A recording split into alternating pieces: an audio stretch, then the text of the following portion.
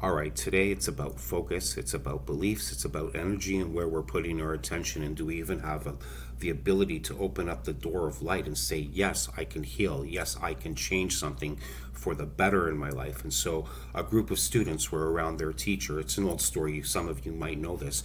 And their teacher did something remarkable before their eyes. A parent was speaking about their child, and actually, in the reference that I'm using, used the word lunatic. Again, that would probably not be something I'm saying to talk about mental illness in a negative way, but for a strong expression, let me give you more context. The parent was concerned because the child didn't have discernment between hurting themselves, be it just that should be enough, right?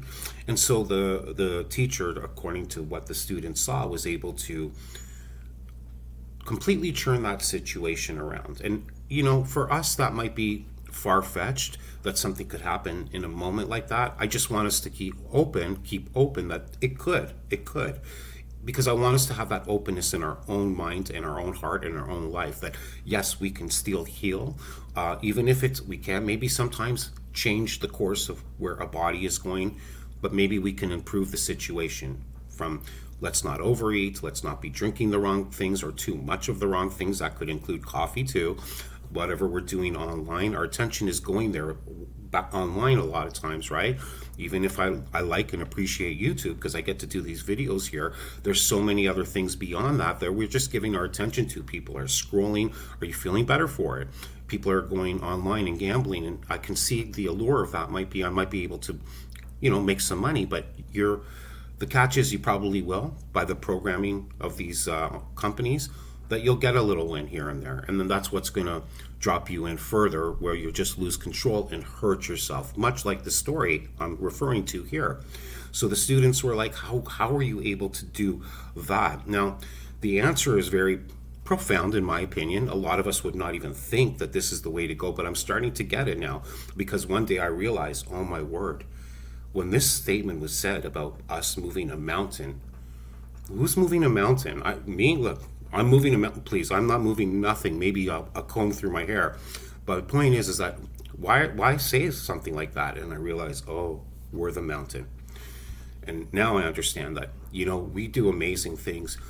Fantastically, we speak upon sending things up into space, for example, all right? Even flying planes are a very real thing, even though today's media take on flying could be like, oh, do I really want to get on a plane? But still, that's an amazing feat, right?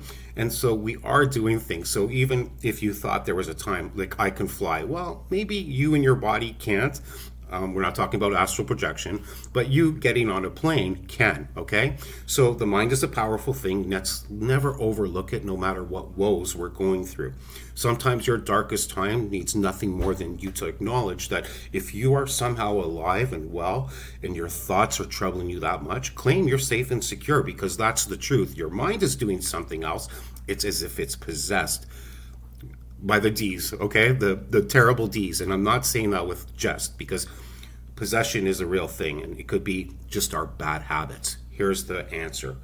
And the one that's to open our mind, our heart, and our eyes to see our unbelief is really in the way of anything positive we could produce in our life. And here was the answer. Because of your unbelief, for assuredly I say to you, if you have faith as a mustard seed, you will say to this mountain, move from here to there, and it will move, and nothing will be impossible for you.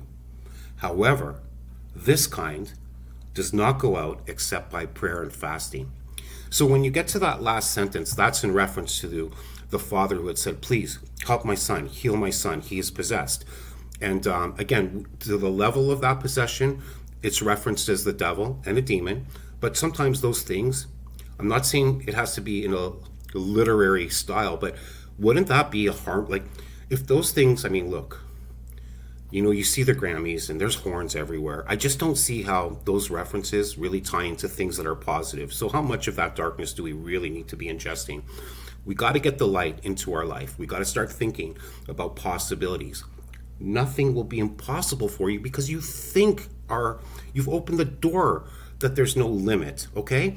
Now, beyond that, You might have expectations, but open that door. There's no limit to what you can do other than you having a limit in your mind. If you need to change something about your life, acknowledge it. For me, I'll be honest, I'll write it down, I'll make post-it notes. Sometimes the things I enjoy don't give me more, they take more from my life, and I'm aware of that, and I start to see the gradual changes occur because of that awareness and that energy. I don't know who I'm going to get today, but if you're with me this far, I really just wanted to drop something very helpful. And that teacher, by the way, was Jesus. Okay, I'll leave a reference, but let's start having some good intentions about where we would like to see our life go and putting energy, our thought and attention towards that direction.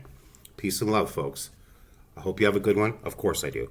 Let's stay in touch. Take care.